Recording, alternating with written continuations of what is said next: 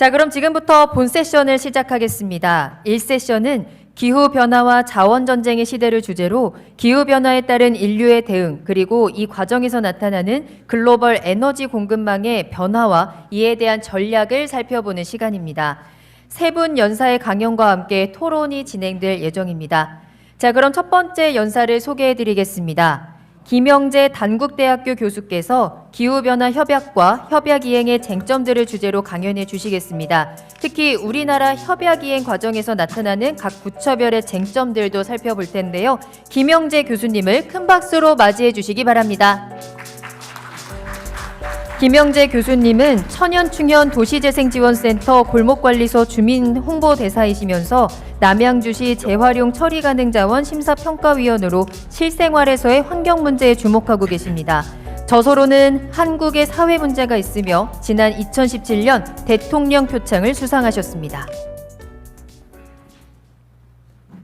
네, 안녕하십니까. 오늘 처음으로 발표를 하게 될 단국대학교 행정학과 김영재라고 합니다.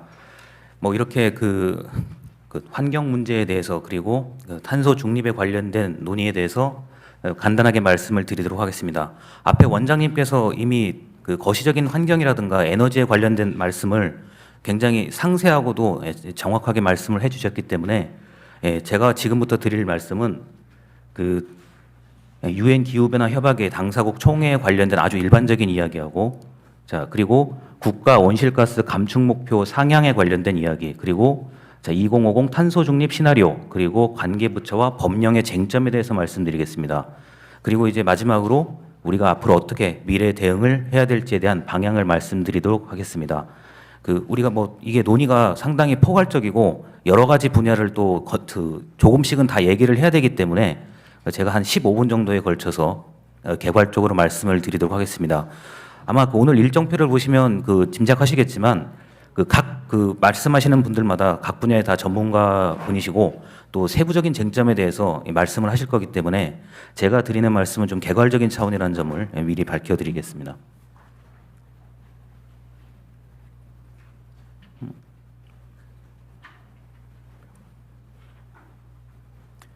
네, 먼저 말씀드릴 얘기는 이미 언론에서 많이 보도를 했고, 그리고 여기 계신 분들이 충분히 짐작할 수 있는 얘기들입니다.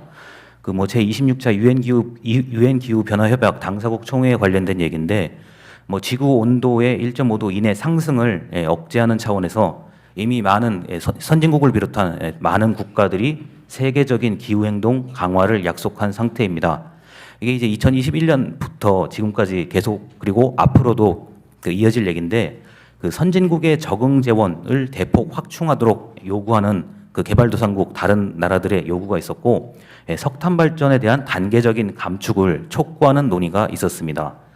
청년 기후 포럼을 연례적으로 개최해야 된다는 요청도 있었는데, 이 덕분에 청년들이 탄소 중립 그리고 기후 변화에 관련된 세계적인 또는 국내외적인 어떤 자리를 통해서 청년이 중심이 되는 기후에 관련된 이야기를 지금 추진 중에 있습니다. 그리고 이제 상응 조정, 다른 말로 이중 사용 방지의 방법에 대해서도 합의를 어느 정도 도출을 했는데요.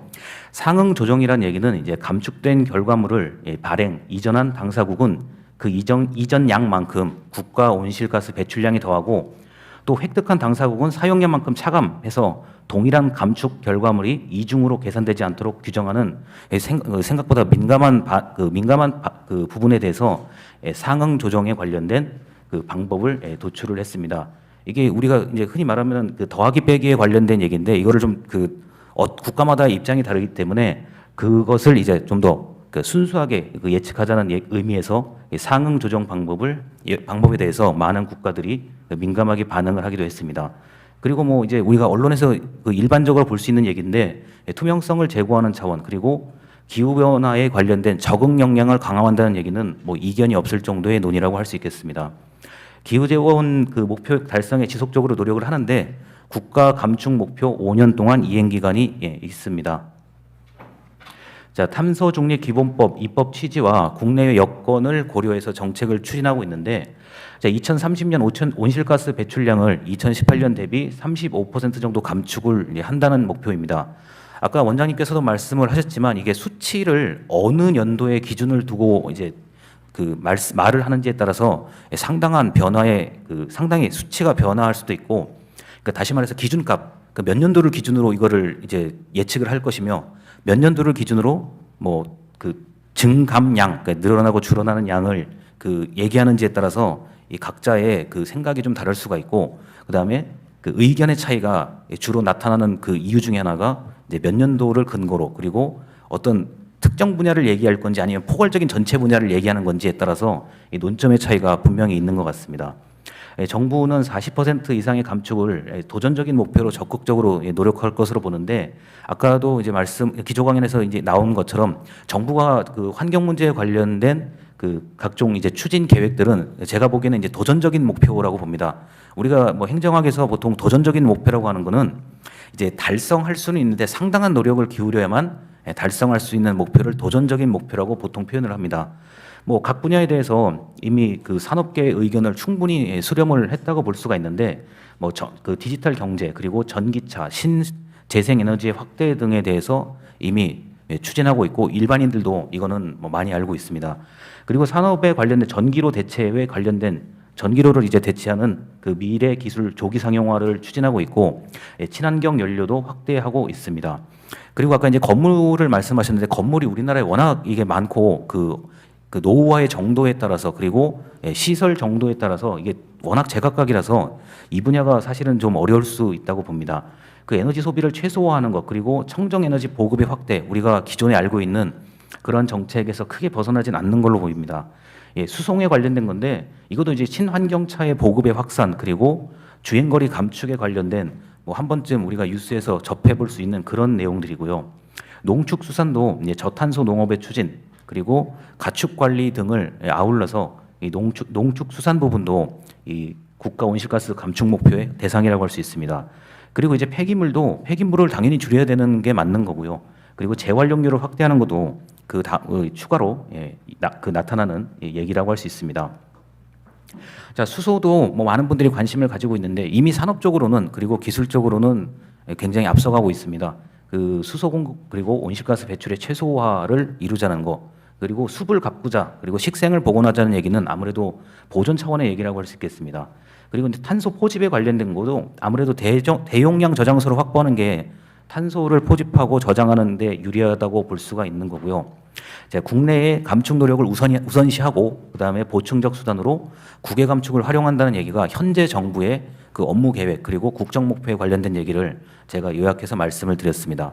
그리고 뭐 2021년, 2022년도에 현재 추진되고 있는, 제가 이 자료를 만들 때가 이 자료를 한 일주일 전에 만들었을 때까지의 최신 자료를 최대한 인용을 한 건데, 각종 검토 의견을 보면은 산업계의 입장에서는 정부의 대책, 그다음에 보상, 지원이 필요하다는 것을 공통적으로 요구를 하고요. 이거는 산업 분야를 막론하고 모든 산업 분야에서, 그리고 온실가스와 탄소 중립에 관련된 모든 산업 분야에서 대책이 더 필요하다, 보상을 더 해야 된다, 그리고 지원을 더 해줬으면 좋겠다라고 정부에다 말을 한 거죠. 자, 구체적인 정책을 마련해서 불확실성을 낮추고 실현 가능한 것부터 실시하자는 얘기가 있는데, 저도 이 얘기는 동감을 합니다. 왜냐하면 이게 뭐 탄소 중립이나 기후 변화가 이게 뭐 오늘 현재 시간도 중요하지만 앞으로 이제 10년, 20년 뒤에도 또 중요한 얘기이기 때문에 이 불확실성을 당연히 가지고 갈 수밖에 없는 거고요.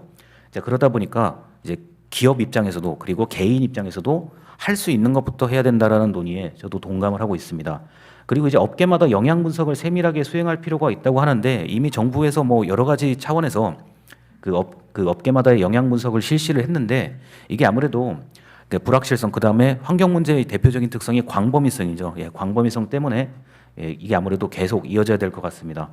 그리고 이제 국제사회의 일정에 따라서 진전된 수정안을 지속적으로 마련해야 된다는 논의가 이어지고 있습니다. 이게 아무래도 우리나라만 잘해서 되는 게 아니기 때문에 국제사회의 어떤 협약, 그다음에 어떤 이행에 관련된 내용에 따라서 맞춰서 해야 되지 않을까 싶습니다. 자, 그리고 이제 2050 탄소 중립 시나리오에 대한 얘기인데요. 이미 이것도 언론에서 많이 얘기를 한 것과 동일합니다. 그러니까 최신의 내용을, 정책에 관련된 내용을 말씀을 드리면, 뭐 제도적 기반을 마련하고 핵심 기술을 확대하겠다는 건데, 이거는 사실 뭐 누구라도, 어느 정부라도 할 수 있는 얘기 중에 하나고요. 지방자치단체에 지원을 하겠다. 그리고 이해관계자의 참여를 확대하겠다. 여기서 말하는 이해관계자는 뭐 정당을 비롯한 기업 그리고 각종 산업계의 얘기라고 할 수 있겠습니다. 그 고용 안정성의 강화도 마찬가지고요. 뭐 이 전부 다 탄소 중립에 관련된 얘기인데 이게 제가 주변에 이제 그 이런 환경에 관련된 얘기를 가끔 이제 뭐 주변 사람들도 하다 보면은 일자리가 없어진다는 거에 대한 그 두려움이 있으시더라고요. 아무래도 우리가 그 정보통신 기술이 개발되고 환경에 관련된 기술이 개발되면 기존에 이제 열심히 일하시던 분들의 일자리가 없어지는 거 아니냐 그런 걱정을 먼저 하시는 그것 때문에 이 정부나 그리고 우리 학계 그리고 기업에서 열심히 탄소 중립과 기후 변화에 대응을 하는 거에 비해서 이제 나의 일자리가 없어질 수 있다는 불안감이 더 크게 다가온다는 굉장히 그 복잡한 상황입니다. 그리고 경제사회 구조를 앞으로 이게 어떻게 될지 미리 예단하기가 어렵다는 점도 한계라고 볼 수가 있고 여러 부처의 협력이 필요하면서도 기업과 국민의 협조가 매우 중요한데 이제 제가 오늘 이 강연의 마지막에 말씀드릴 게 이제 개인적인 차원에서의 말씀을 좀 이따 드리도록 하겠습니다. 뭐 탄소 중립 달성 의지를 확인하고 자 지방자치단체, 자 중앙부처와 지방자치단체의 정례회의를 신설해서 운영한다는 얘기 그리고 각종 추진 체계를 정비한다는 얘기는 언론에 보도가 된 바가 있으나 이게 아직까지 지금 시작하는 단계에서 있기 때문에 좀 더 지켜봐야 될 거로 봅니다. 자, 뭐 오늘 이제 여러 부처가 이제 이 그 포럼에 이제 후원을 하시고 또 많은 관심을 가지고 계실 텐데 뭐 기획재정부 같은 경우는 이제 배출권 거래제를 개편하겠다라는 얘기가 가장 이제 중요한 논의인 것 같고요. 이미 2023년도 예산안에 이제 포함이 되어 있습니다. 그래서 뭐 녹색 금융 확대 등 3.4조 원 정도의 편성이 되어 있고 그다음에 첨단 폐기물 처리 시설, 뭐 무공해차에 관련된 추가 보급이 예정되어 있습니다. 그래서 만약에 환경 문제에 좀 이제 관심을 가지고 계신 분들이라 그러면 이 정부의 예산안이라든가 국회가 이제 그 매년 12월 31일 날 확정되는 그 예산이 성립된다고 하죠. 예산이 성립됐을 때 이제 어떻게 그 예산이 분배되고 배정되는지를 확인하시는 게 가장 정확한 그 정책을 이해하는 가장 좋은 방법이라고 할 수 있습니다. 우리가 뭐 뒤에 또 많은 전문가 분들께서 말씀하시겠지만 이게 계획이 원체 광범위하고 뭐 저 분야가 많다 보니까 이게 과연 이제 나 개인의 분야에 대한 것 그리고 나 개인의 우리 산업에 대한 것 과연 얼마나 그 정책 지원을 받을 수 있을까 이런 거를 많이 이제 관심을 가지실 텐데 이게 아무래도 예산안 그리고 국회 예산이 성립된 그 정확한 액수를 보고 판단을 하시는 게 가장 그래도 그 객관적이지 않을까 싶습니다. 과학기술정보통신부도 마찬가지로 뭐 초격차 기술력 확보에 관련된 얘기인데 소형 원전의 공공수요 창출 그리고 인재 양성에 초점을 두고 있습니다. 해양수산부도 그 탄소 네거티브를 달성하겠다는 목표를 가지고 정량적 통계 분류가 어려운 부분까지 감축을 하겠다. 그리고 탄소 흡수력을 향상하도록 노력하겠다는 그 어떤 정책 목표가 있습니다. 그리고 환경부가 아무래도 이 분야의 또 주무부처라고 볼 수가 있는데 그 실현 가능한 탄소 중립 이행, 뭐 우리가 이미 아시는 것처럼 뭐 원전의 확대, 재생 합리화, 그리고 민간 투자의 촉진, 그리고 배출권 거래제의 고도화, 할당 방식의 개선을 통해서 아무래도 그 기업에 대한 지원을 더 확대하지 않을까 싶습니다. 자, 계속 이어서 말씀드리는 건데 국내 기업을 계속 지원한다는 얘기는 뭐 이거는 정부의 뭐 기본적인 방침이라고 할 수 있습니다. 그래서 여기에 이걸 어떤 산업에 어떻게 더 지원을 할지 국리고 예산을 어떤 식으로 배정을 해야 될지에 대해서는 그거는 이제 다음 연도 예산이 좀 확정될 때 한 번쯤 살펴볼 얘기라고 할 수 있습니다. 그리고 이제 국정 과제에 관련된 법률들이 뭐 탄소 중립 기본법을 비롯해서 법이 굉장히 여러 가지로 있더라고요. 탄소 흡수원법, 녹색기후 기금법, 녹색제품 구매법 등과 같은 다양한 법률적 근거는 이미 있는 상태거든요. 이제 어떤 분들은 이 법이 이게 여러 가지가 있기 때문에 이거를 좀 통합하면 어떻겠냐라고 주장하는 분들도 계시고 현재 이 법은 각자의 목적을 가지고 있기 때문에 그대로 이제 두는 상태에서 좀 더 실천적인 방법을 찾자고 논의하는 분들도 계십니다. 자, 그리고 이제 국가재정법에 보면은 이제 16조 예산의 원칙 제6항에 보면은 이게 이제 얼마 전 국가재정법이 이제 약간 바뀌었을 때 얘기입니다. 그 정부는 예산이 기후 위기 대응을 위한 탄소 중립 녹색 성장 기본법에 관련되는 온실가스 감축에 미치는 효과를 평가하고 그 결과를 정부 예산 편성에 반영하기 위하여 노력하여야 한다라고 이 조항이 새로 이제 삽입이 됐거든요. 그래서 이 국가재정법이 아무래도 우리나라 전체 국가재정을 이제 국가재정 기준이 되는 법이다 보니까 이 법에서 기후 위기, 탄소 중립, 녹색 성장이라고 단어를 이런 용어를 완전히 명시한 거 보면은 이게 분명히 큰 사업이기도 하고 장기적인 관점, 그다음에 다양한 그 영역을 모두 포괄해야 된다는 점에서 이게 상당히 중요한 주제인 것은 확실해 보입니다. 그리고 자치법규인데요. 자치법규는 지방자치단체 조례를 얘기합니다. 조례를 제가 검색을 해보니까 탄소라고 검색을 해보면은 이제 양적으로는 909건이 나오고 녹색이라고 검색을 하면 1675건이 검색이 됩니다. 이게 제 엊그저께 검색했을 때 결과인데 이게 뭐 그 조례의 명칭을 보면은 저탄소 녹색 성장, 녹색 마을, 산업 육성에 관련된 이런 명칭으로 조례가 마련이 돼 있고요. 그다음에 녹색 제품 구매, 녹색 건축물과 같은 이런 명칭으로도 또 지원조례의 명칭이 만들어져 있는데 이 대체적으로 다 상위법에 근거를 해서 조례가 만들어져 있기 때문에 아무래도 지방자치단체가 조례를 만들고도 지방자치단체의 그 여건, 역량에 맞게 이 어떤 정책을 추진하는데 중앙부처하고 결을 좀 같이 맞춘 상태에서 해야 된다는 그런 뭐 장점 또는 단점이 있을 수도 있습니다. 그리고 이제 업계만 그 제도의 실효성 향상 노력이 지속이 돼야 되는데 뭐 ESG 경영 많이 이제 널리 알려지고 있는 ESG 경영 확대에 따른 연계성을 강화한다. 그리고 관련 법령 시행에 따른 부작용을 고려해야 된다. 그리고 기업의 규모나 역량의 차이가 이건 분명히 있는데 이걸 어떻게 하면 잘 차별화, 좀 구분할 수 있을 것인지에 대한 논의가 필요하다는 얘기가 있습니다. 그리고 이제 지방자치단체의 노력이 확대될 수 있도록 중앙부처하고 협력을 해야 되는데 이게 지방자치단체의 공무원, 공직자 개인의 일로 이걸 좁혀서 보면은 기존에 하고 있는 일도 이게 적지가 않거든요. 환경 분야가요. 그래서 새로운 정책들이 만약에 위에서 계속 이렇게 내려온다고 하면은 기존에 이제 공무원 입장에서는 원래 해야 되는 일도 있는데 새로운 일이 계속 추가되다 보니까 이걸 어떻게 무엇을 먼저 처리해야 될지, 그다음에 기본 업무는 기본 업무대로 해야 되는 거고 새롭게 추가된 업무 새롭게 추가된 업무대로 해야 되는 그런 좀 어려움이 있을 거라는 생각이 듭니다. 그리고 이제 지역의 유관단체, 이제 기업을 포함해서 이제 시민사회 단체와 협력이 필요한데 이미 뭐 환경 문제에 대해서는 많은 시민사회 단체가 이제 아주 오래전부터 어떤 관점이라든가 신념을 가지고 굉장히 열심히 이제 하고 계신데 이게 아무래도 이 경제적인 문제하고 이게 직결되는 부분이다 보니까 이게 기업을 포함해서 시민사회 단체 그다음에 주민들과의 협력도 강화될 필요가 있다고 봅니다. 마지막으로 이제 녹색 탄소 수용성 확대인데 이게 이제 거시적인 차원은 다른 분들이 아마 말씀을 잘 해주실 것 같고 이제 개인 차원으로 확 좁혀서 봤을 때 이게 일상에서 실천 가능한 사소한 부분부터 수용성이 확대가 돼야 되는데 일단 뭐 쓰레기 분리수거를 비롯한 아주 개인이 혼자서 좀 해줘야 되는 것들부터 폐기물 그다음 음식물 쓰레기, 일반 쓰레기, 종량제 봉투 등등에 관련된 얘기인데요. 이게 사소한 부분부터 그냥 내가 좀 이렇게 대충 하더라도 누군가가 잘 해주겠지라는 생각을 가지고 하다 보면은 이게 굉장히 문제가 될 것 같거든요.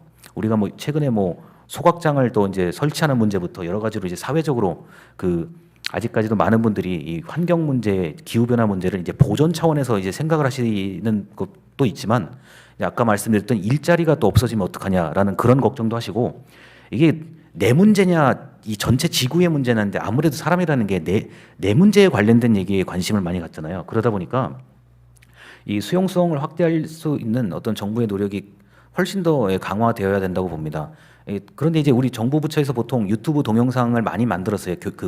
사람들에게 탄소 중립이 왜 중요한지에 대한 유튜브 동영상을 보면은 굉장히 쉽고도 잘 만들어져 있는데 이게 아무래도 조회수가 그렇게 이게 높지는 않고 또 탄소 중립이 뭐냐고 물어보면은 그게 뭡니까라고 이제 되묻는 분들이 아직까지도 많으세요. 그러다 보니까 이게 개인의 인식을 높일 수 있는 방법으로 한 번쯤 정부 그리고 그다음에 기업도 마찬가지고 시민사회 단체라든가 이게 내가 일단 안 하면은 다른 사람이 하더라도 이게 아무래도 우리나라 인구만 해도 꽤 많지 않습니까? 각자의 노력이 각자가 노력할 수 있는 부분으로 이게 왜 이렇게 해야 되는지에 대한 당위성을 주장하는 차원에서 이 정책이 앞으로도 좀 추진이 되어야 되지 않을까 싶습니다. 왜냐하면은 거시적인 차원이나 이미 산업에 관련된 기술력 발전에 대한 거는 누가 뭐라고 해도 다 이게 앞서서 잘 하실 것 같은데 개인의 인식 차원을 좀 이걸 바꾸지 않으면은 이 정부도 힘들고 기업도 힘들고 나중에는 이제 각자 사는 지역의 사람들도 다 힘들어지기 때문에 이 부분에 대한 얘기를 좀 강조하고 싶습니다. 자, 그래서 참고문은 뭐 여러 가지 내용들을 제가 최신의 내용들을 많이 얘기를 했고요. 뭐 다른 거는 이제 각자 또 뒤에 이제 포럼에서 전문가 뭐 분들께서 다 상세히 말씀하실 거라고 보고 이 정도 수준에서 개괄적인 설명을 마치도록 하겠습니다. 감사합니다.